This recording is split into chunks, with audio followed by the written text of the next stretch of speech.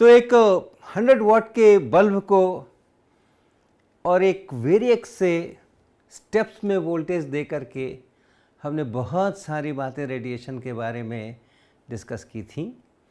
हमने देखा कि जब हम बहुत थोड़ा सा वोल्टेज देते हैं यानी फिलामेंट का टेम्परेचर बहुत कम बढ़ता है तो हमें कोई ग्लो दिखाई नहीं पड़ता, अर्थात उससे जो रेडिएशन एमिट हो रहा है वो विजिबल लाइट के रेंज के काफ़ी बाहर है। लेकिन थोड़ा टेम्परेचर जब हम बढ़ाते हैं, वोल्टेज बढ़ा के, तो फिर हमें रेड ग्लो दिखाई पड़ना शुरू होता है। तो यानी जो स्पेक्ट्रम है, जो वेवलेंथ्स हैं जिसमें वो ऊर्जा एमिट हो रही है, वो खिसक रहा है, वो रेंज खिसक रहा है और खिसक करके वो रेड के को छू रहा है। तो हमने एक चित्र भी बनाया था जिसमें इस तरफ हमने एक वेवलेंथ दिखाने की कोशिश की थी। 400 नैनोमीटर, 700 नैनोमीटर, ये हमारा विजिबल रेंज है। और जब फिलामेंट का टेम्परेचर काफ़ी कम है तो वैसी हालत में ये ऑलमोस्ट 0.0000 और फिर यहाँ कहीं जा कर के और थोड़ा ऐसा रेडिएशन आया होगा तो हमें किसी प्रकार का ग्लो दिखाई नहीं पड़ता है।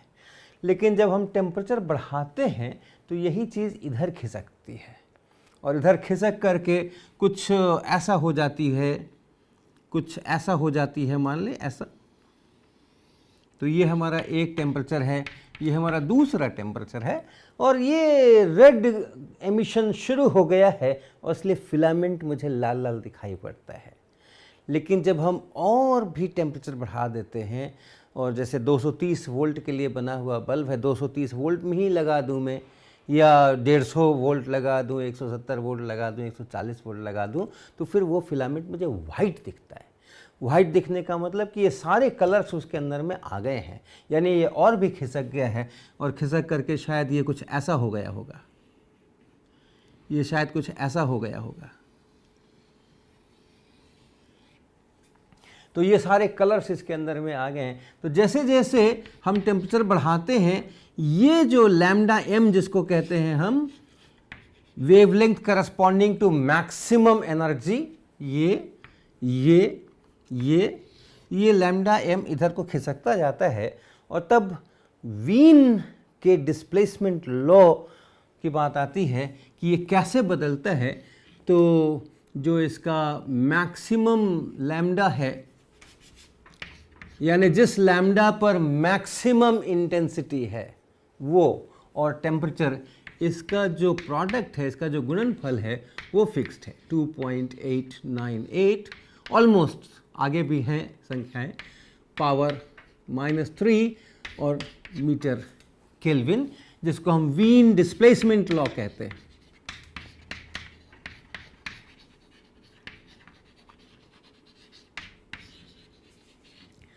इसके अतिरिक्त एक और चीज़ जो एक्सपेरिमेंटली पता थी, ये भी एक्सपेरिमेंटली पता थी, वीन डिस्प्लेसमेंट लॉ, और जो दूसरी चीज़ एक्सपेरिमेंटली पता थी वो टोटल एनर्जी कितनी एमिट हो रही है किस टेम्परेचर के ऊपर।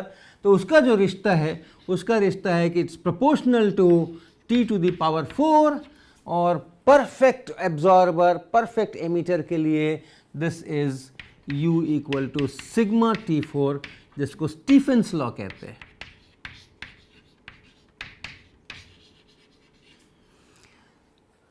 तो यानी ये स्केल पर नहीं है, ध्यान दीजिएगा, तो हम स्केल पे बना भी नहीं सकते। अगर टेम्परेचर डबल हो जाए तो ये जो इंटेंसिटी है वो टोटल जो ये एरिया है वो कुछ 16 टाइम्स बड़ा हो जाना चाहिए। तो ये स्केल और इस स्केल से बहुत तुलना मत करिएगा। बेसिकली हम ये दिखाना चाह रहे थे कि टेम्परेचर बढ़ाने से ये जो लैम्डा एम है ये कम होता जाता है। जो प्रश्न खड़ा किया गया था लेक्चर के अंत में वो था कि ये टोटल ऊर्जा तो हमें पता हो गई स्टीफेंस लॉ से, किस वेवलेंथ पर मैक्सिमम इंटेंसिटी आ रही है वो पता हो गया वीन्स डिस्प्लेसमेंट लॉ से। लेकिन इसके बाद अगर हम अलग अलग वेवलेंथ पे पूछें कि किस वेवलेंथ पर ज़्यादा, किस वेवलेंथ पे कम, as a function of wavelength, तो हमें थोड़ी समस्याएं आ जाती हैं और हम उसको एक u लैम्डा ऐसा डिफाइन करते हैं, जो लैम्डा का फंक्शन है और टेम्परेचर का फंक्शन है। और इसको हम ऐसे डिफाइन करते हैं कि ये u लैम्डा d लैम्डा ये है एनर्जी पर unit volume.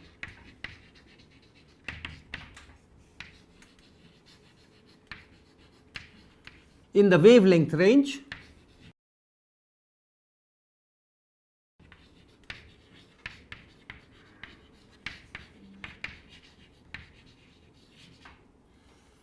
Lambda two lambda plus D lambda, ये जो एनर्जी है वो इतनी है और इसलिए यू लैम्डा उस एनर्जी को आप डी लैम्डा से भाग लगा दीजिए, आप उसको पर यूनिट वेवलेंथ कह सकते हैं, तो वो यू लैम्डा, इसका पता लगाना है एक एक लैम्डा पे अलग अलग, इस लैम्डा पर क्या होगा, उस लैम्डा पर क्या होगा, as a function of lambda हमें वो चाहिए, तो उसको हम लोग इस फंक्शन से डिनोट करते हैं। इसी को आप फ्रीक्वेंसी में भी कर सकते हैं, क्योंकि फ्रीक्वेंसी और वेवलेंथ में जो संबंध है वो है कि wavelength is c by nu, ये स्पीड है, speed of light in vacuum, और ये फ्रीक्वेंसी है, और वहाँ से आप डी लैम्डा बराबर minus C by nu square D nu ऐसा भी लिख सकते हैं, और एक यू न्यू डिफाइन कर सकते हैं फ्रीक्वेंसी के टर्म्स में। और ये कैसा डिफाइन करेंगे, यू न्यू डी न्यू, यही सारी चीज़ यहाँ पर भी, और इन द फ्रीक्वेंसी रेंज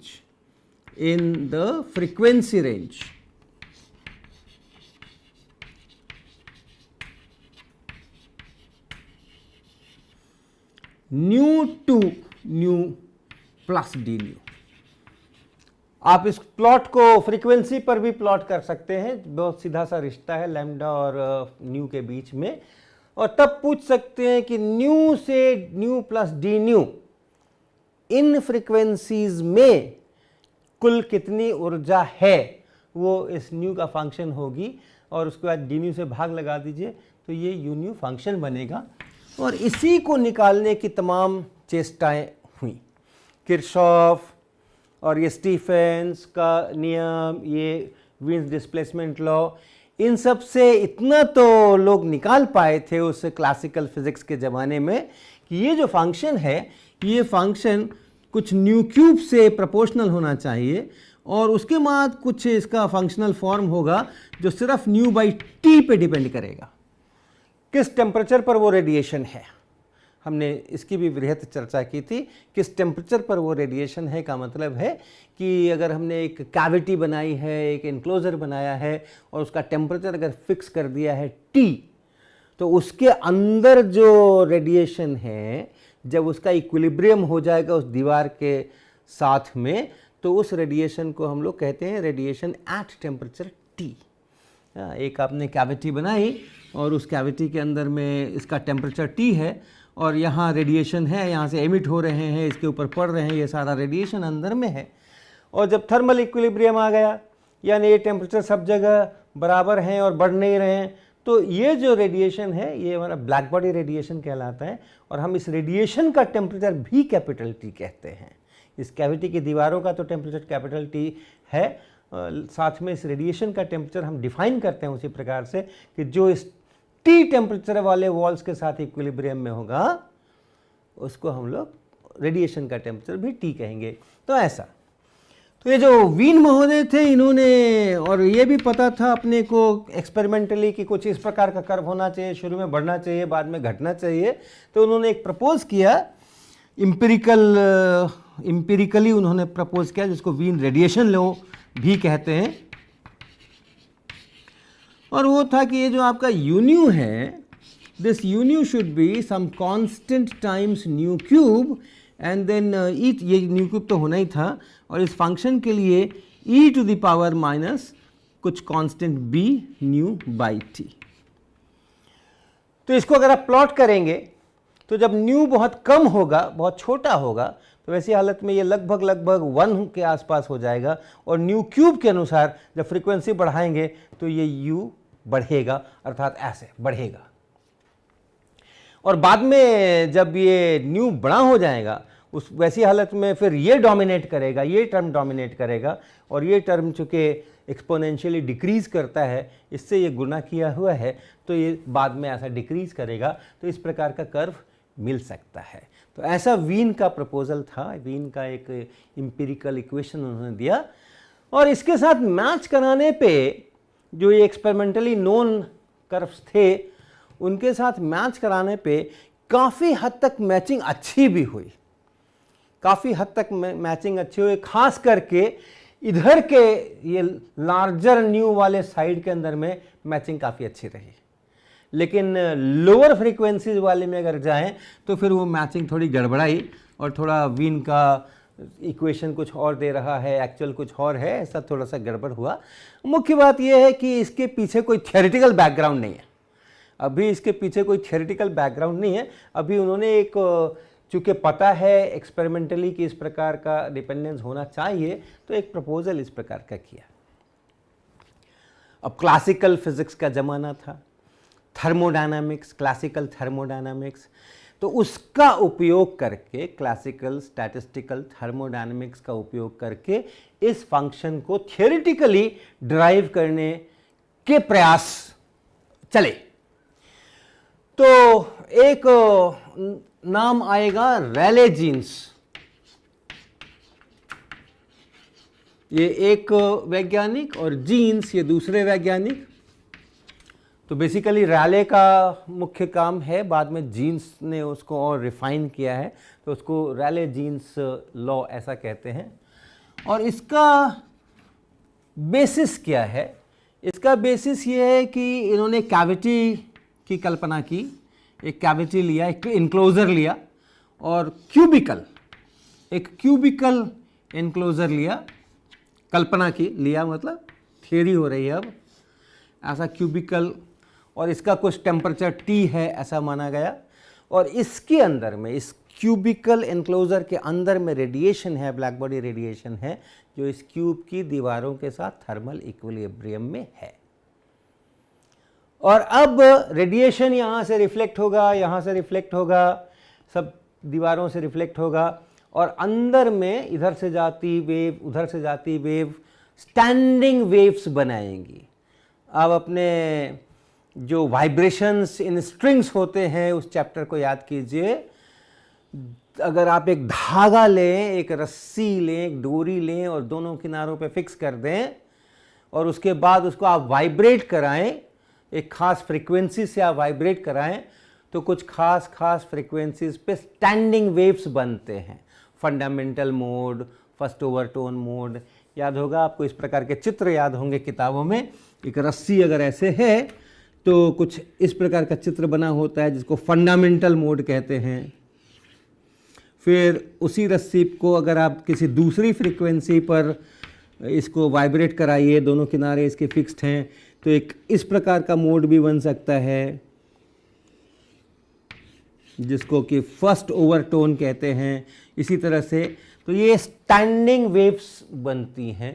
उसी प्रकार से यहाँ पे इस एनक्लोज़र में, क्यूबिकल एनक्लोज़र में चूँकि रिफ्लेक्शन हो रहे हैं उस रेडिएशन के, रेडिएशन भी वेव्स है, जिस तरह वहाँ स्ट्रिंग के ऊपर वेव चलती है और लौटती है और उसके कारण स्टैंडिंग वेव बनते हैं, तो यहाँ भी वेव इस तरफ को जा रही है, रिफ्लेक्शन होकर के इस तरफ को जा रही है, तो इनमें भी स्टैंडिंग वेव्स बनते हैं। और ये पूरे 3 डायमेंशन में है सारा मामला।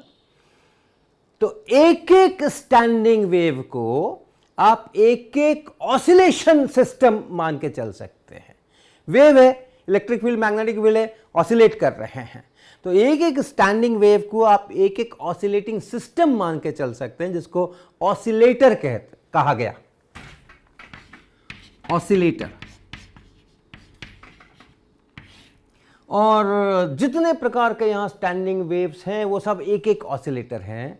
तो आप उन स्टैंडिंग वेव्स को ढूंढें जिसकी फ्रीक्वेंसी न्यू से न्यू प्लस डी न्यू के बीच हो। ऐसी फ्रीक्वेंसी वाले जो ऑसिलेटर्स होंगे, ऐसी फ्रीक्वेंसी वाले जो स्टैंडिंग वेव्स यहाँ पे बनेंगे, उनकी ऊर्जा, उनकी एनर्जी अगर हम ढूंढ पाएं, निकाल पाएं, थियोरेटिकली डिराइव कर पाएं, तो हम इस यून्यू का फंक्शनल फॉर्म वहाँ से प्राप्त कर सकते हैं। तो ये रैले जीन्स का एक आधार था कैलकुलेशंस करने का, और उन्होंने ये सब किया, स्टैंडिंग वेव्स की गिनती की, कितने स्टैंडिंग वेव्स किस फ्रीक्वेंसी के अंदर में हैं। उसका बहुत प्यारा सा मैथमेटिक्स है, बहुत सुंदर रोचक मैथमेटिक्स है कि कैसे वो गिनती होती है। अभी हम यहाँ नहीं करेंगे इस कोर्स के अंदर में, लेकिन कुल मिला करके वो जो गिनती आई वो आई 8 pi nu square by c cube per unit volume. ये इतने ऑसिलेटर्स बने, इतने ऑसिलेशंस बने, इतने प्रकार के स्टैंडिंग वेव्स बने। अब समस्या ये है कि इनकी ऊर्जा कितनी, क्योंकि एक ही फ्रीक्वेंसी की वेव की ऊर्जा कम ज़्यादा हो सकती है। जैसे यहाँ आप देखें, ये जो स्ट्रिंग के ऊपर हमने यहाँ पर फंडामेंटल वाइब्रेशंस को यहाँ निरूपित किया है, बताया है, इसका एम्पलीट्यूड कम ज़्यादा हो सकता है, वो भी फंडामेंटल ही रहेगा, वो फ्रीक्वेंसी वही रहेगी, फंडामेंटल फ्रीक्वेंसी ही रहेगी, लेकिन ऊर्जा कम ज़्यादा हो सकती है। तो एक ही फ्रीक्वेंसी पे एक ही स्टैंडिंग वेव मोड के अंदर में ऊर्जा अलग अलग हो सकती है। तो अगर इसके अंदर में एक ही फ्रीक्वेंसी के, यानी इस रेंज में न्यू से न्यू प्लस डी न्यू के रेंज में जो बहुत सारे ऑसिलेटर्स हैं, उनकी ऊर्जाएं अलग अलग हो सकती हैं। तो फिर टोटल ऊर्जा कैसे पता चलेंगी? तो इतने स्टैंडिंग वेव्स हैं और हर एक स्टैंडिंग वेव की कितनी ऊर्जा है उनको हम गिने, उनको हम नापें और जोड़ करके टोटल ऊर्जा प्राप्त करें। लेकिन ये 2, 4, 5, 10 नहीं है, ये बहुत सारे हैं। ये 10 पे पावर 20, 25 हो सकते हैं, 40, 50 हो सकते हैं, 30, 32 हो सकते हैं। कितना रेडिएशन की इंटेंसिटी है उसके अनुसार। तो एवरेज करना यहां पे आता है स्टैटिस्टिकल थर्मोडायनामिक्स, क्लासिकल थर्मोडायनामिक्स जो उस समय में उपलब्ध था, उसके आधार पे एवरेज निकाल सकते हैं। और वो एवरेज कैसे निकालेंगे? तो जितने हायर एनर्जी की आप स्टैंडिंग वेव सोचोगे, उसकी प्रोबेबिलिटी उतनी कम होगी, और वो प्रोबेबिलिटी ई पे पावर माइनस एनर्जी बाई के टी, ये बोल्ट्जमैन कांस्टेंट है, ये के, इसके प्रोपोर्शनल होगी। तो अगर हमने इसको देखा, न्यू फ्रीक्वेंसी वालों को देखा, तो यहाँ आप उसको एनर्जी से मल्टीप्लाई करोगे और इसको इंटीग्रेट करोगे। यानी क्या कर रहे हैं हम? ये वाली जो फ्रीक्वेंसी है, उस फ्रीक्वेंसी का हमने ऑसिलेटर उठाया और उसकी कितनी ऊर्जा है वो हमने प्राप्त की। उसकी ऊर्जा इतनी है, ई है, लेकिन ये ई कुछ भी हो सकता है, ये ई बहुत कम भी हो सकता है, ये ई बहुत ज़्यादा भी हो सकता है। तो ई का हमने एक रेंज डिफाइन किया है, ई से ई प्लस डी ई, और उतने के अंदर में जो ऊर्जा है उसको हम ढूंढ रहे हैं। तो इसको आप इंटीग्रेट करें यहाँ, और नीचे में आप इसको इंटीग्रेट करें।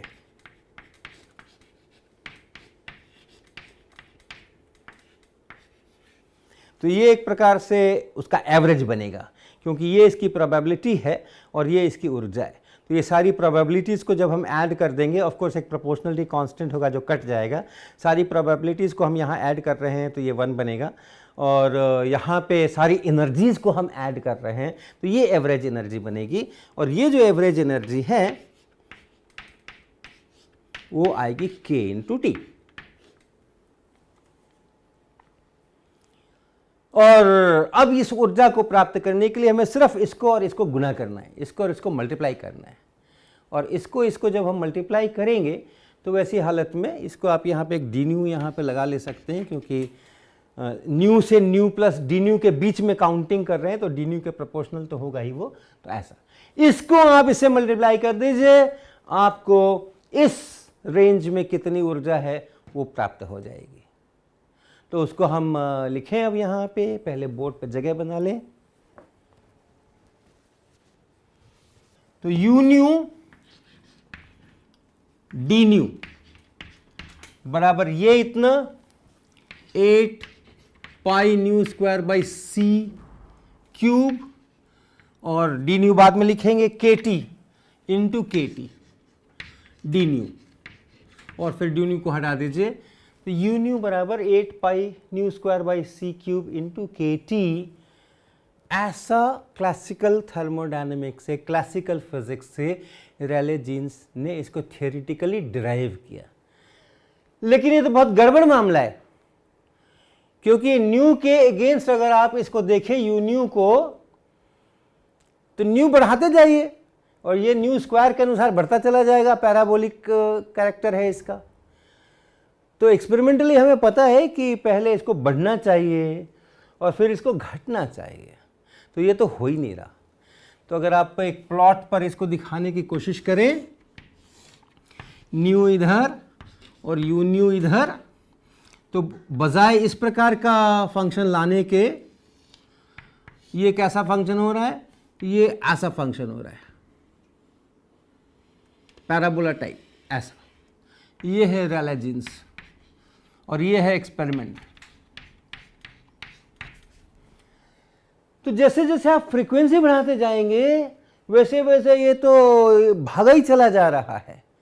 तो ये बिल्कुल भी ठीक नहीं है, ये सही नहीं है। हाँ, बहुत लो फ्रीक्वेंसीज पर अगर आप देखेंगे तो ठीक है, ये जो सूत्र है और ये जो एक्सपेरिमेंट्स है वो कुछ ठीक ठाक नज़र आते हैं। लेकिन हायर फ्रीक्वेंसीज के ऊपर ये जो डाइवर्ज करता है, इसके लिए एक नाम दिया गया है अल्ट्रा वायलेट। आप जानते हैं अल्ट्रा वायलेट का मतलब है कि विजिबल से ज़्यादा वाली फ्रीक्वेंसी, कैटास्ट्रॉफ।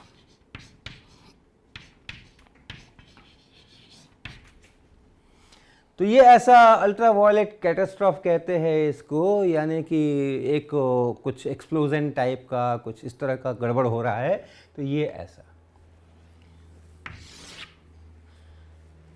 अब एंट्री है मैक्स प्लैंक की, क्योंकि क्या हो गया है अभी तक हमने क्लासिकल फिजिक्स लगाया और बिल्कुल भी एग्रीमेंट नहीं हो रहा है, तो कहीं कुछ गड़बड़ है।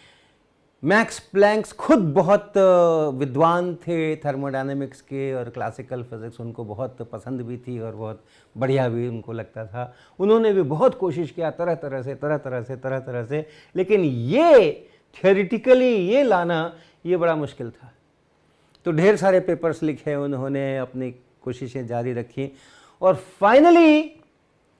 फाइनली वो सक्सीड किए, फाइनली उनको सफलता मिली।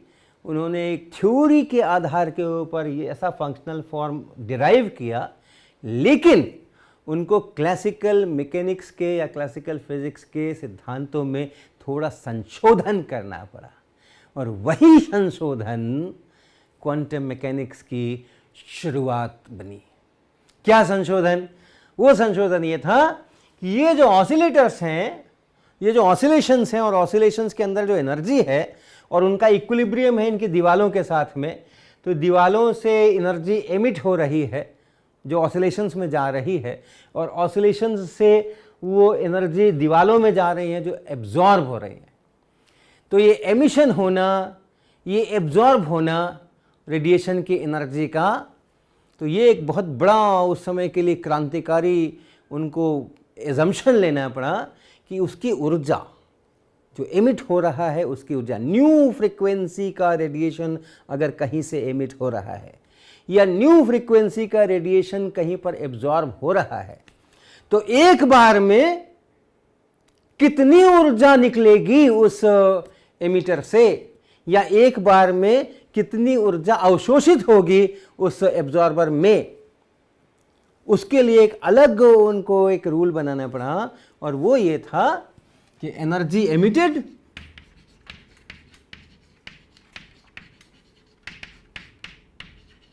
और एब्जॉर्ब्ड इन रेडिएशन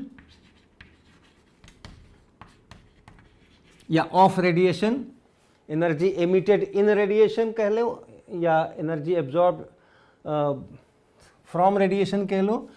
अगर न्यू फ्रीक्वेंसी है, एट फ्रीक्वेंसी न्यू,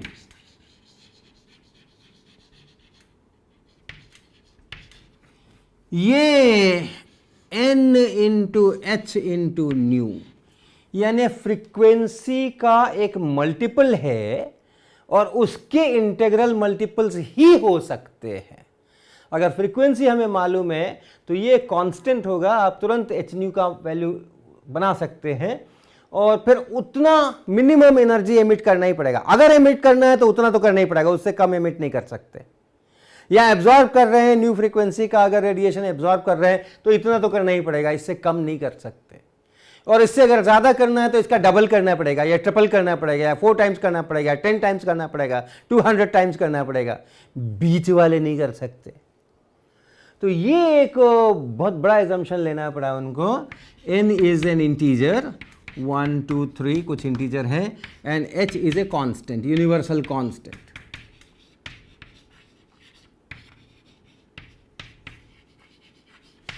इसका कोई आधार नहीं है, इसका कोई जस्टिफिकेशन नहीं है, ये थ्योरी से नहीं आ रहा है, लेकिन ये लाने से, ये एज्यूम करने से तब जो इक्वेशन बन रहा है वो एक्सपेरिमेंट्स के साथ मैच कर रहा है। फर्क कहां आया? फर्क आया जो एवरेज एनर्जी की हमने बात यहां की थी, ये जो एवरेज एनर्जी निकाला गया था kT, एवरेज एनर्जी अब ऐसे नहीं निकाली जाएगी। एनर्जी कंटिन्यूअसली 0 से इन्फिनिटी तक नहीं बदल रही है। एनर्जी इस प्रकार से बन रही है, Nhν इस प्रकार से बन रही है। तो जब एवरेज करेंगे, अब एवरेज एनर्जी जब निकालने की बात आएगी तो n टाइम्स hν एनर्जी के लिए ये लिखेंगे, जैसे यहाँ पर हमने एनर्जी E लिखी है, कैपिटल E, उसी प्रकार से इस कैपिटल E की जगह हम लिखेंगे Nhν। ये फैक्टर ठीक है, ये फैक्टर वही है, प्रोबेबिलिटी जो है इसी के प्रोपोर्शनल है। तो ये हो गया e पे power minus Nhν by kT। और इंटीग्रेशन नहीं करेंगे, इंटीग्रेशन नहीं करेंगे। E 0 से इंफिनिटी तक बदल नहीं रहा है कंटिन्यूअसली। कैसे बदल रहा है? तो उस अनुसार इसमें जोड़ करेंगे, ऐड करेंगे, n going from 0 to infinity. Energy continuous नहीं बदल रही है, n equal to 0, n equal to 1, n equal to 2, n equal to 3, n equal to 4। तो उन सबको ऐसा जोड़ेंगे।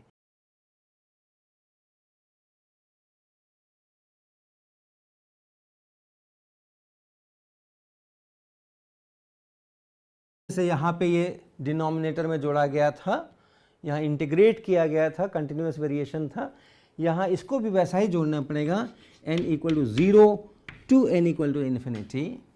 और ये जब करते हैं, ये कैलकुलेशन जब करते हैं, तब निकल करके आता है hν डिवाइडेड बाई e पे पावर hν बाई kT और -1, ऐसा निकल करके आता है।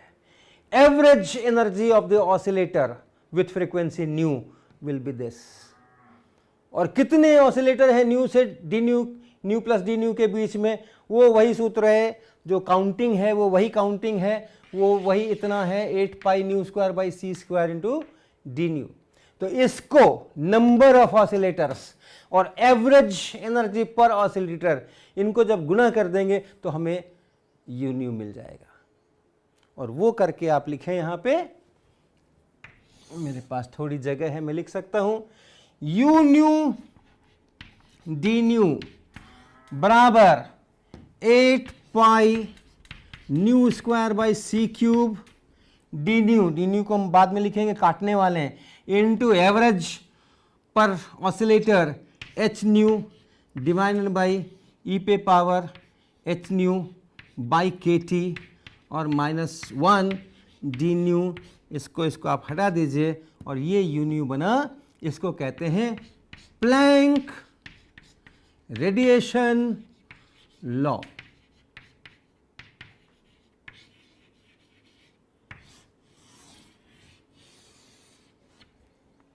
और यहां से ये क्वांटम जो एनर्जी है, जो रेडिएशन के अंदर एनर्जी है, जो एमिट हो रही है, एब्जॉर्ब हो रही है, वो क्वांटम यानी एक खास पैकेट, एक खास मैग्नीट्यूड उसी में एमिट हो रही है। कंटिन्यूअसली एमिट नहीं हो सकती या कंटिन्यूअसली एब्जॉर्ब नहीं हो सकती। ये जो टोटल ड्रिफ्ट है क्लासिकल फिजिक्स से, वो यहाँ से निकल करके आ रहा है।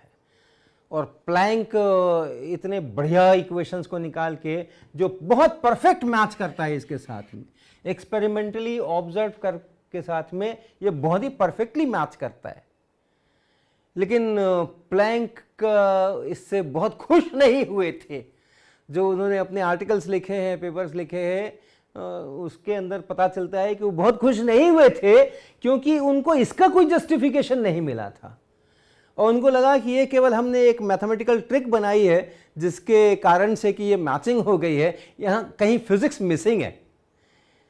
मगर कालांतर में पता चला कि वो फिजिक्स मिसिंग नहीं थी, वो फिजिक्स इतने शताब्दियों तक मिसिंग थी जो डिस्कवर हुई है यहाँ से, जो यहाँ से पता चली है, जो यहाँ से निकल करके आई है, वो फिज़िक्स जो अब तक छुपी हुई थी। और यहाँ से शुरुआत होती है हमारे क्वांटम मैकेनिक्स की।